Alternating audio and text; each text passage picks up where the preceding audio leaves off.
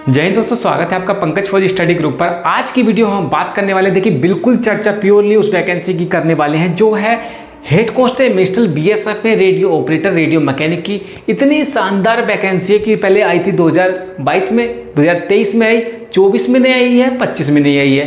तो total number of vacancy होने वाली 1000 प्लस, क्योंकि पहले आई थी 1300, फिर 300 कुछ आई थी और अभी 1000 प्लस वैकेंसी आने वाली है। प्योरली गवर्नमेंट है। आप ऑल ओवर इंडिया से, किसी भी राज्य से, किसी भी कैटेगरी से बिलोंग करते हैं, ये वैकेंसी आपके लिए है। कंसीडर आपको जरूर करना चाहिए, फिर पछताते रहेंगे और फिर पछतात होत क्या जब चिड़िया चुग गई खेत। इतनी बेहतरीन अपॉर्चुनिटी यहाँ पर आपको देखने को मिलेगी कि आप खुश हो जाएंगे। और आपको ये वीडियो इसलिए भी कंसीडर करनी चाहिए कि आपने 12th पास किया है, तो ये कंसीडर आपको करना ही चाहिए। बहुत अच्छी वैकेंसी है। मैं जोर इसलिए दे रहा हूं क्योंकि आप डायरेक्ट हेड कांस्टेबल बनेंगे।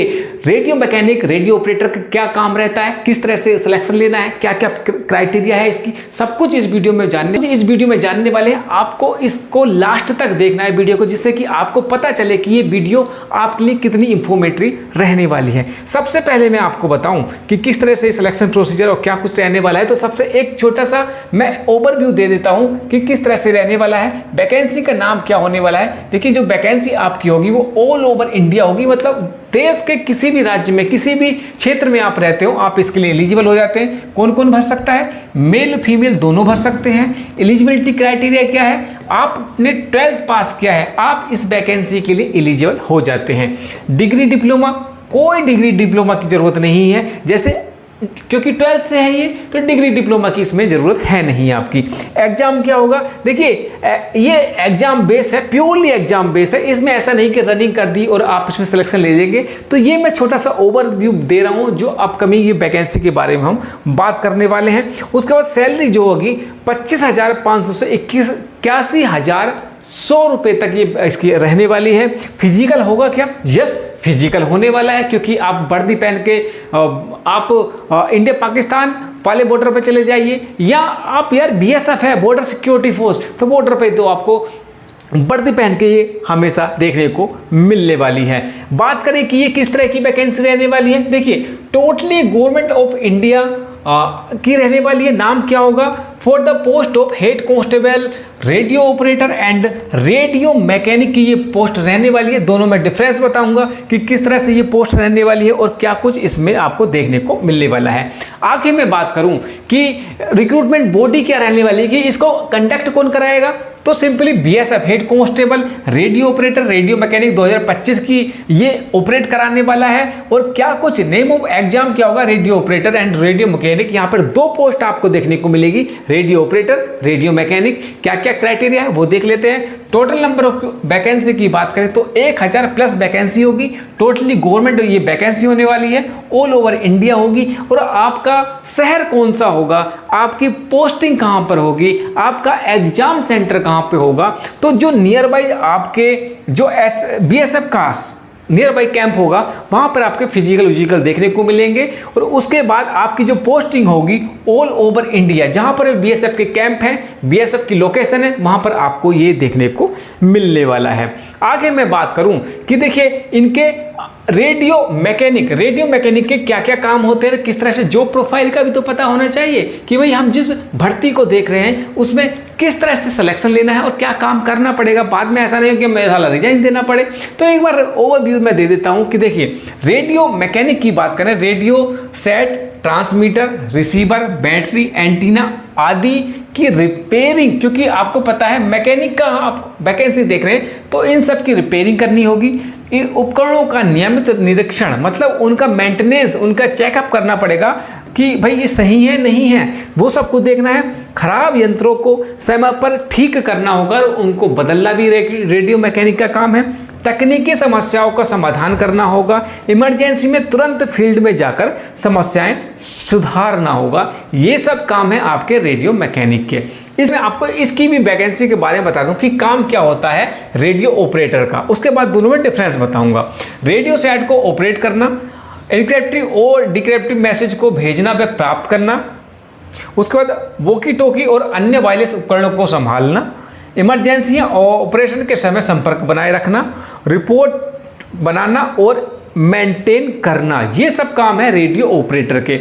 अब चल समझते हैं कि इसमें क्या कुछ है। अगर आप रेडियो ऑपरेटर की देखते हैं, ठीक है, एक हो गया आपका मैकेनिक, इन दोनों में क्या है, रेडियो ऑपरेटर की है, यहां पर आपको रात्रि ड्यूटी भी, यहां पर रात्रि नाइट ड्यूटी भी आपको देखने को मिलेगी, यहां पर नाइट ड्यूटी आपको नहीं देखने को मिलेगा, क्योंकि ये ऑपरेटर है। जब आप गश्त पे जाएंगे, जब आप बॉर्डर की रक्षा करेंगे, रात को भी ड्यूटी लगेगी। रात में जब जीटी के बंदे जाएंगे गश्त करने के लिए, तो उनको कम्युनिकेशन करने के लिए रेडियो ऑपरेटर होना जरूरी है। मैकेनिक का काम क्या है, अगर रेडियो खराब हो गया, वायरलेस खराब हो गया, या कम्युनिकेशन का साधन खराब हो गया, तो ऐसा थोड़ी ना कि रात को उठाओगे कि भाई आ जाओ ये सेट सही कर दो। तो उसमें क्या है, रेडियो मैकेनिक की जो जॉब है वो थोड़ी रिलैक्सिबल है, ठीक है। इसकी जॉब क्या है, थोड़ी सी टफ मान सकते हैं, क्योंकि आपको रात को भी ड्यूटी देना है। इसमें क्या है, रात की ड्यूटी नहीं होती है, बहुत रेयर केस होता है कि भाई आपको बुलाया जाए कि भाई ये समस्या है और आ जाइए, इसको अभी ठीक कर दीजिएगा। तो रेडियो ऑपरेटर से रेडियो मैकेनिक की वैकेंसी आप कंसीडर कर सकते हैं, उसको आप देख सकते हैं।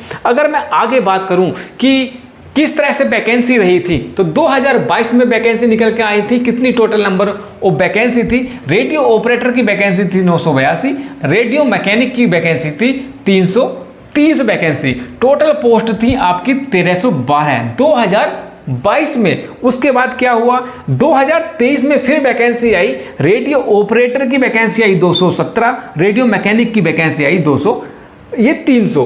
तो ये वैकेंसी रही आपकी टोटल मिला के, ये 247 वैकेंसी के आसपास ये वैकेंसी रही थी। तो 2022 में, 23 में, 2024 में वैकेंसी नहीं आई, 2025 में अभी तक till date we have not received any communication और any notification regarding radio operator और रेडियो मैकेनिक। लेकिन अभी क्या इन्फॉर्मेशन निकल के आ रही है, उसके बारे में हम बात कर लेते हैं। तो उसके बारे में बात करने से पहले मैं बता दूं कि इसकी एलिजिबिलिटी क्राइटेरिया क्या है, एजुकेशन क्वालिफिकेशन क्या है। देखिए, आपने 12th पास किया है किसी भी रिकॉग्नाइज्ड बोर्ड से इन इंडिया, भारत के किसी भी बोर्ड से आपने 12th पास किया है, और 60% marks in PCM, physics chemistry math, सारा खेल फिजिक्स केमिस्ट्री मैथ का ही है मेरे भाई। अगर आपने फर्स्ट डिवीजन से मान के चलिए पास किया है, क्योंकि 60% है, तो आप इसके लिए एलिजिबल हो जाते हैं। अगर आपके पास 12th नहीं है, आपके पास 12th नहीं है, कोई घबराने की बात नहीं है, आपके पास 10th है और ITI का सर्टिफिकेट आपके पास है, आप एलिजिबल हो जाते हैं radio mechanic, radio operator vacancy देखने के लिए। उसके बाद अगर मैं बात करूं इसमें एज लिमिट क्या रहने वाली है, तो आप 18 से 25 साल, 18 से 25 साल ये जनरल कैंडिडेट है। उसके बाद 3 साल की छूट आपको देखने को मिल जाती है OBC कैंडिडेट के लिए, 5 साल की छूट यहाँ पर देखने को मिलेगी आपके पास SC और ST कैंडिडेट के लिए। तो ये तो हो गई आपकी एज की छूट। उसके बाद आगे देखते हैं, आगे क्या है, सिलेक्शन प्रोसीजर क्या रहने वाला है। फेज 1 में आप क्या देखेंगे, रिटन एग्जाम होगा, OMR सीट बेस्ट अभी तक एग्जाम हुआ है, लेकिन मुझे लगता है CBT भी करा दे तो कोई डरने वाली बात नहीं है, कि मुझे लगता है CBT आपका होने के चांसेस है। तो फर्स्ट स्टेप पे होगा आपका रिटन एग्जाम, उसके बाद PT PST हो जाएगा, उसके बाद आपका मेडिकल टेस्ट हो जाएगा, फाइनल रिजल्ट लग जाएगा, डॉक्यूमेंटेशन हो जाएगा और ज्वाइनिंग हो जाएगी। यहाँ पर रिटन टेस्ट में 2 तरह के टेस्ट होते हैं। एक तो आपका हो गया जैसे 20-20 नंबर का, मतलब टोटल 100 क्वेश्चन होंगे, 200 नंबर का होगा। उसके बाद एक ऐसे लिखने को और दिया जाएगा, उसके बारे में मैं आगे बताऊंगा कि किस तरह से आपका रिटन एग्जाम या दूसरी तरह की प्रक्रिया होती हैं। देखिए, तो ये रहा आपका सब्जेक्ट और क्वेश्चन। फिजिक्स के कितने क्वेश्चन होने वाले हैं, 40 क्वेश्चन होने वाले हैं। मैथ के कितने क्वेश्चन होने वाले हैं, 20 क्वेश्चन होने वाले हैं। केमिस्ट्री के आपके 20 क्वेश्चन होंगे और इंग्लिश एंड जीके के 20 क्वेश्चन होने वाले हैं। टोटल आपके पास कितने हो गए, टोटल जो आपके क्वेश्चन हो गए 100 हो गए। मार्क्स कितने हो गए, मार्क्स आपके हो गए 200, क्योंकि एक क्वेश्चन 2 नंबर का है, 200 हो गए आपके पास। और इसकी जो टाइमिंग होगी, टाइमिंग कितनी होगी आपकी, 120 मिनट इसकी आपकी टाइमिंग देखने को मिलने वाली है। और निगेटिव मार्किंग कितनी होगी, जो निगेटिव मार्किंग इसकी आपकी देखने को मिलेगी 0.25 आपकी इसमें निगेटिव मार्किंग देखने को मिलने वाली है। तो अच्छा खासा कंपटीशन रहेगा। सारी क्राइटेरिया एक जरूरी एग्जाम को कंडक्ट कराने के लिए एक बढ़िया एग्जाम को कंडक्ट करने के लिए, हेल्थी कंपटीशन के लिए वो सारी ज़रूरतें इसमें हैं, वो सब कुछ इसमें आपको देखने को मिलने वाला है। हाइट की बात करते हैं कि वही हाइट, चेस्ट, वेट किस तरह से रहने वाला है।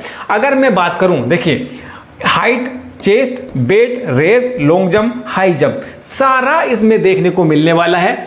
आगे बात करेंगे, देखिए इसमें आपकी जो मेल कैंडिडेट है, मेल कैंडिडेट के लिए कितना होगा, 168 सेंटीमीटर होगा। चेस्ट की बात करूं तो 80 से 85 सेंटीमीटर होगा। उसके बाद आपकी वेट जो होगा, हाइट के हिसाब से आपका वेट मैनेज किया जाएगा। रेस में बात करूं, ये मेल कैंडिडेट की बात चल रही है। अगर हम यहाँ पर रेस की बात करें तो 1600 मीटर की आपकी रनिंग होगी और ये होगा 6.5 मिनट में, ठीक है। 1600 मीटर रनिंग है 6.5 मिनट में। उसके बाद आपकी लॉन्ग जंप जो है 11 फीट की होगी और हाई जंप जो होगी 3.5 फीट की होगी। और इसमें 3 चांस आपको दिए जाएंगे। आप फेल हो जाएंगे, फिर दे सकते हैं, फेल हो जाएंगे, फिर दे सकते हैं, फेल हो जाएंगे, फिर दे सकते हैं, उसके बाद आप घर चले जाएंगे। फीमेल कैंडिडेट के लिए जो हाइट होगी 157 सेंटीमीटर होगा। चेस्ट एप्लीकेबल नहीं है। उसके बाद जो वेट है आपका प्रोपोर्शन होगा आपका हाइट के बराबर हो जाएगा। उसके बाद आगे बढ़ेंगे और रनिंग की बात करेंगे तो 800 मीटर की रनिंग आपको देखने को मिलेगी 4 मिनट में महिलाओं के लिए। 9 फीट आपकी होने वाली है लॉन्ग जंप और हाई जंप यहाँ पर आपको 3 फीट की दिखाई देगी और 3 ही चांस यहाँ पे भी आपको देखने को मिलने वाले हैं। सैलरी की बात करें तो क्योंकि ये आपकी हेड कांस्टेबल की वैकेंसी है और हेड कांस्टेबल लेवल 4 में आते हैं, तो ये भी आपकी लेवल 4 की वैकेंसी है। 25,500 से 81,100 तक की 7 CPC के हिसाब से। अभी 8th CPC आपका लगने वाला है, ठीक है। 2026 से ये आपका स्टार्ट हो जाएगा, क्योंकि 2016 में लगा था, 2026 में ये लग जाएगा आपका। और उसी तरह से ये वैकेंसी रहने वाली है। आगे की डेट क्या है कि इसका नोटिफिकेशन आपको कब तक देखने को मिल जाएगा, तो देखिए अभी कोई ऑफिशियली डेट किसी के पास नहीं है, लेकिन हाँ 2022 में आई थी, 23 में आई थी, 24-25 में नहीं आई है। तो जो अभी बात चल रही है अगस्त और सितंबर में, इसका नोटिस कहीं ना कहीं आपको देखने को मिल जाएगा। और ये वैकेंसी प्योरली आपको फिजिक्स, केमिस्ट्री, मैथ के बेस पे देखने को मिलेगी। आपको उसी में पकड़ बनानी है। आप कांस्टेबल से जाएंगे हेड कांस्टेबल तो कम से कम 15 से 20 साल लगेंगे और ये डायरेक्ट हेड कांस्टेबल की नौकरी आपको देखने को मिलने वाली है।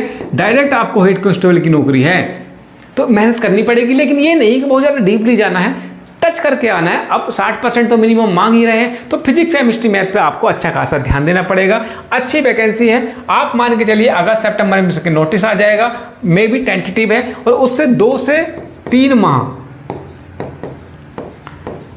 3 मंथ की आपकी देरी होगी, उसके बाद आपका रिटन एग्जाम हो जाएगा। तो ज़्यादा समय नहीं मिलेगा। मैं तो कहूँगा कि तैयारी में लग जाइए। अभी किसी का कोर्स या कोई भी क्लासेस इस तरह की परचेस मत कीजिए। अपने आप को ग्रो कीजिए, अपने आप को देखिए, इसके सिलेबस को देखिए, और चीज़ों को देखिए कि किस तरह से आपको ये नौकरी लेनी है। अच्छी नौकरी है, इसमें कोई डाउट नहीं। वीडियो के डिस्क्रिप्शन में दे दूंगा ये जो नोटिफिकेशन है पिछले साल का, वीडियो के डिस्क्रिप्शन में दे दूंगा, उसको जाके चेकआउट कर लीजिएगा डिटेल से कि कहाँ कहाँ क्या क्या बारीकियाँ हैं।